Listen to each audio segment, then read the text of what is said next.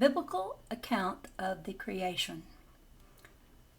First question in this. The different nations of the earth have formed to themselves widely divergent ideas of the creation. Ideas always in harmony with their degree of scientific advancement. Reason and science concur in admitting the fantastic character of certain theories. The explanation of the subject now given through spirit communication is confirmatory of the opinion which has long been adopted by the most enlightened exponents of modern science. This explanation will no doubt be objected to on the grounds that it is in contradiction with the statements of the Bible. But a careful examination of those statements shows us that this contradiction is more apparent than real, and that it results from the interpretation which has been given to expressions whose meaning is allegorical rather than historical. The question of the personality of Adam, regarded as the first man, the sole progenitor of the human race, is not the only one in regard to which the religious convictions of the world have necessarily undergone modification. The hypothesis of the rotation of the earth around the sun appeared at one time to be in such utter opposition to the letter of the Bible that every species of persecution was directed against it and against those who advocated it. Yet the earth continued to move on its orbit in defiance of anathemas, and no one at the present day could contest the fact of its movement without doing violence to his own powers of reasoning. The Bible also tells us that the world was created in 6 days and fixes the epoch of this creation at about 4,000 years before the Christian era. Previous to that period, the earth did not exist. At that period, it was produced out of nothing. Such is the formal declaration of the sacred texts. Yet science, positive, inexorable steps in which prove to the contrary. The history of the formation of the globe is written in indestructible characters in the worlds of fossils, proving beyond the possibility of denial that the 6 days of the creation are successive periods, each of which may have been of millions of years. This is not a mere matter of statement or of opinion. It is a fact of incontestably certain as is the motion of the earth, and one that theology itself can no longer refuse to admit, although this admission furnishes another example of the errors into which we are led by attributing literal truth to language which is often of a figurative nature.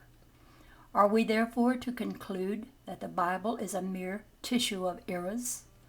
No, but we must admit that men have erred in their method of interpreting it.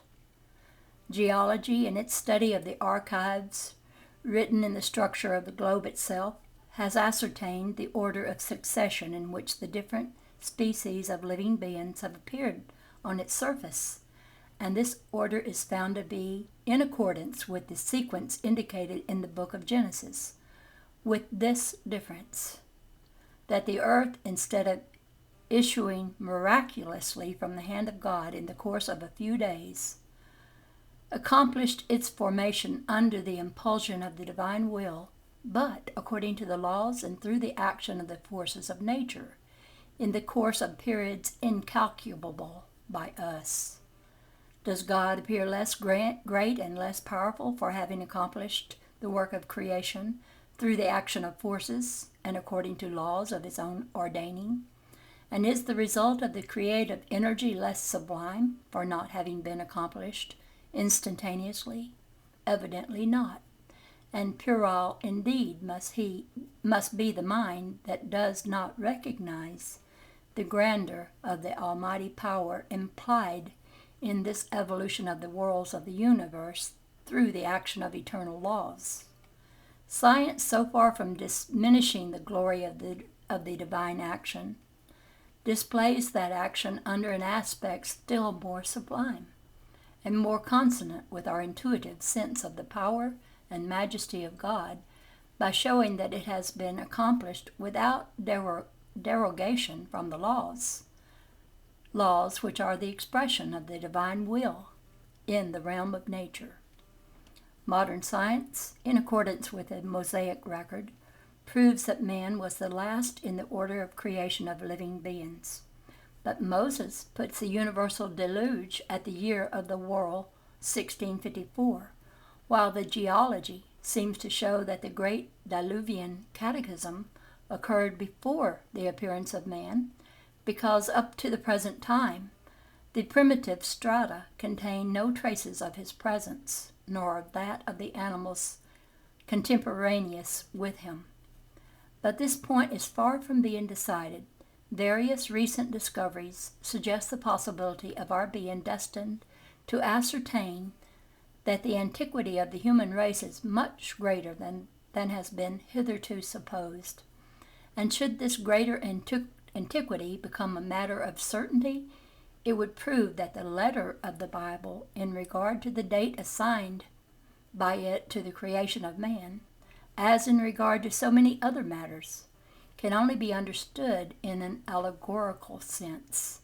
That the geological deluge is not that of Noah is evident from the lapse of time required for the formation of the Foster-Furious strata, and if traces should eventually be discovered of the existence of the human race before the geological deluge, it would be evident either that Adam was not the first man, or that his creation dates back from a period indefinitely remote. There is no arguing against fact, and the antiquity of the human race, if proved by geological discovery, would have to be admitted, just as has been done in regard to the movement of the earth and the 6 days of the creation. The existence of the human race before the geological deluge, it may be objected, is still doubtful. But the same objection cannot be urged against the following considerations. Admitting that man first appeared upon the earth 4,000 years before Christ, if the whole of the human race, with the exception of a single family, were destroyed 1,650 years afterwards, it follows that the peopling of the earth dates only from the time of Noah, that is to say, only 2,500 years before Christ. But when the Hebrews immigrated to Egypt in the 18th century before Christ, they found that country densely populated and already in possession of an advanced civilization. History also shows that at the same period, India and various other countries were equally populous and flourishing, to say nothing of the chronological tables of other nations, which claim to go back to periods yet more remote.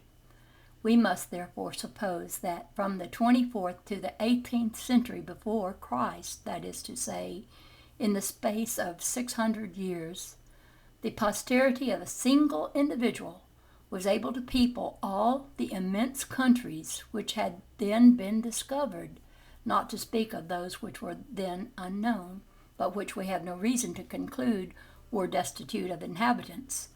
And we must suppose still further that the human race during this brief period was able to raise itself from the crass ignorance of the primitive savage state to the highest degree of intellectual development, sub-positions utterly irreconcilable with anthropological laws.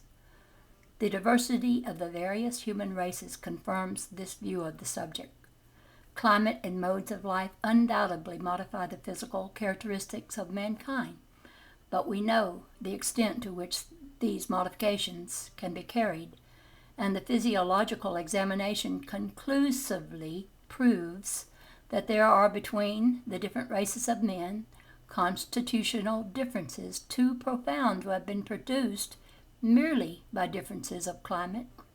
The crossing of races produces intermediary types.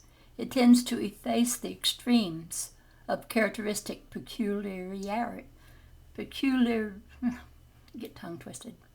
characteristic peculiarities, But it does not produce these peculiarities, and therefore creates only new varieties.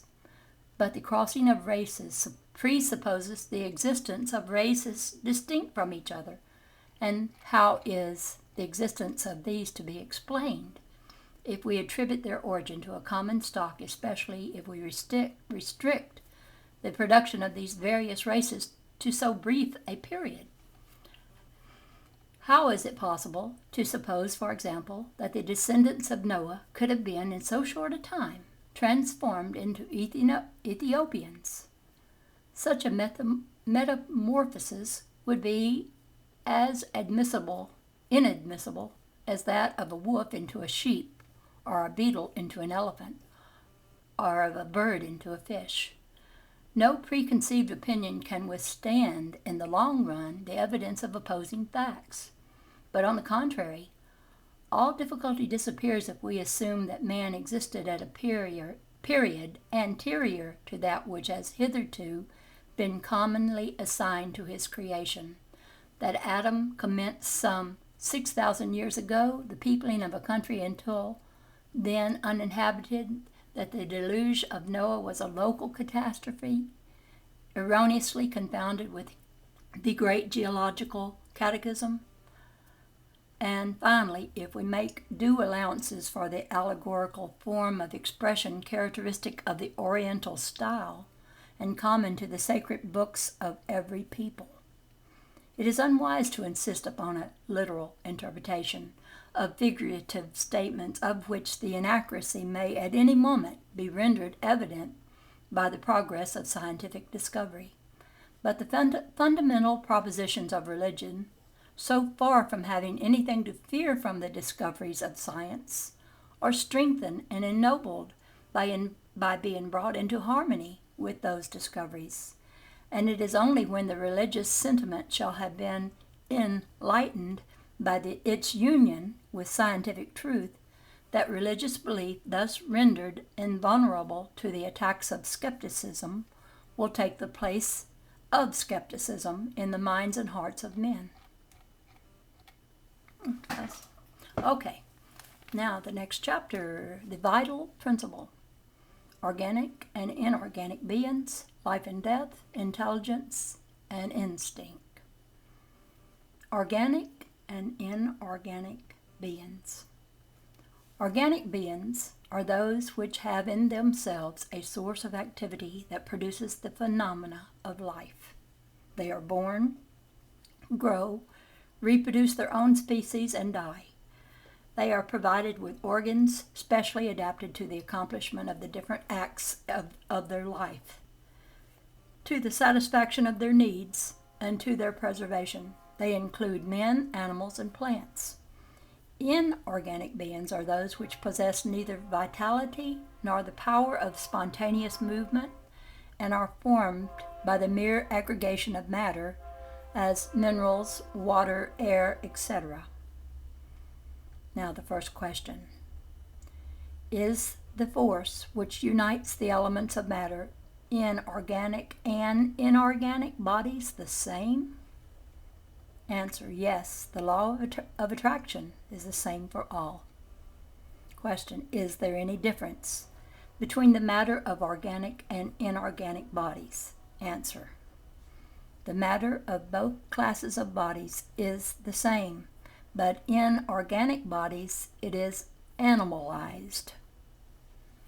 Question: what is the cause of the animalization of matter? Answer: its union with the vital principle. Question: does the vital principle reside in a species agent, or is it only a property of organized matter? In other words, is it an effect or a cause? Answer: it is both. Life is an effect produced by the action of an agent upon matter. This agent without matter is not life, just as matter cannot become alive without this agent. It gives life to all beings that absorb and assimilate it. Question: we have seen that spirit and matter are two constituent elements of the universe. Does the vital principle constitute a third element? Answer. It is undoubtedly one of the elements necessary to the constitution of the universe, but it has its source in a specific modification of the universal matter modified to that end. For you, it is an elementary body like oxygen or hydrogen, which nevertheless are not primitive elements, for all the bodies known to you, though appearing to you to be simple, are modifications of the primal fluid. Next question. This statement seems to imply that vitality is not due to a distinct primitive agent, but is a special property of the universal matter resulting from certain modifications of the latter. Answer. Your conclusion is the natural consequence of what we have stated. Answer. Next question. Does the vital principle reside in any one of the bodies known to us? Answer. It has its source in the universal fluid. It is what you call the magnetic fluid or the electric fluid, animalized. It is the intermediary, the link between spirit and matter. Question. Is the vital principle the same for all organic beings? Answer. Yes, but modified according to species. It is that principle which gives them the power of originating movement and activity and distinguishes them from inert matter. For the movement of matter is not spontaneous. Matter is moved. It does not originate movement. Question. Is vitality a permanent attribute of the vital principle, or is vitality only developed by the play of the organs in which it is manifested? Answer. It is only developed in connection with a body. Have we not said that this agent without matter is not life? The union of the two is necessary to the production of life. Question. Would it be correct to say that vitality is latent when the vital agent is not united with a body? Yes, that is the case. Now the author's words. The totality of the organs of a body constitute a sort of mechanism which receives its impulsion from the active or vital principle that resides in them. The vital principle is the motive power of organized bodies, and while the vital principle gives impulsion to the organs in which it resides, the play of these organs develops and keeps up the activity of the vital principle, somewhat as friction develops heat. Next questions are on life and death. Question. What is the cause of the death of organic beings? Answer. The exhaustion of their bodily organs. Question. Would it be correct to compare death to the cessation of movement in a machine that had got out of gear? Answer. Yes. When the machine gets out of order, its action ceases. When the body falls ill, life withdraws from it. Question. Why is death caused more certainly by a lesion of the heart than by that of any other organ? Answer. The heart is a life-making machine, but the heart is not the only organ of which the lesion causes death. It is only one of the wheels essential to the working of the machine. Question. What becomes of the matter and the vital principle of organic beings after their death? Answer. The inert matter is decomposed and serves to form other bodies. The vital principle returns to the general mass of the universal fluid. Now these are the author's words. On the death of an organic being, the elements of which its body was composed undergo new combinations that form new beings. These in their turn draw the principle of life and activity from the universal source. They absorb and assimilate it, and restore it again to that source when they cease to exist. The organs of organic beings are, so to say, impregnated with the vital fluid. This fluid gives to every part of an organized being the activity which brings its parts into union after certain lesions and reestablishes functions that have been temporarily suspended. But when the elements essential to the play of the organism have been destroyed or too deeply injured, the vital fluid is powerless to transmit to them the movement which constitutes life, and the being dies. The organs of a body necessarily react more or less powerfully upon one another. Their reciprocity of action results from their harmony among themselves. When from any cause the harmony is destroyed, their functions cease, just as a piece of machinery comes to a standstill when the essential portions of its mechanism get out of order, or as a clock stops when its works are worn out by use, accidentally broken, so that the spring is no longer able to keep it going. We have an image of life and death still more exact in the electric battery. The battery, like all natural bodies, contains electricity in a latent state, but the electrical phenomena are only manifested when the fluid is set in motion by a special cause. When this movement is superinduced, the battery may be said to become alive. But when the cause of the electrical activity ceases, the phenomena cease to occur, and the battery relapses into a state of inertia. Organic bodies may thus be said to be a sort of electric battery in which the movement of the fluid produces the phenomena of life, and in which the cessation of that movement produces death. The quality of vital fluid present in organic beings is not the same in all. It varies in the various species of living beings, and is not constantly the same either in the same individual or in the individuals of the same species.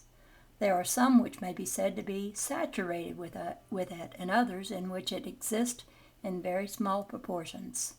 Hence, certain species are endowed with a more active and more tenacious life, resulting from the superabundance of the vital fluid present in their organism. The amount of vital fluid contained in a given organism may be exhausted, and may thus become insufficient for the maintenance of life, unless it is renewed by the absorption and assimilation of the substances in which that fluid resides. The vital fluid may be transmitted by one individual to another individual. An organization in which it exists more abundantly may impart it to another in which it is deficient, and may thus, in certain cases, rekindle the vital flame when on the point of being extinguished. And now, the next series will start with intelligence and instinct.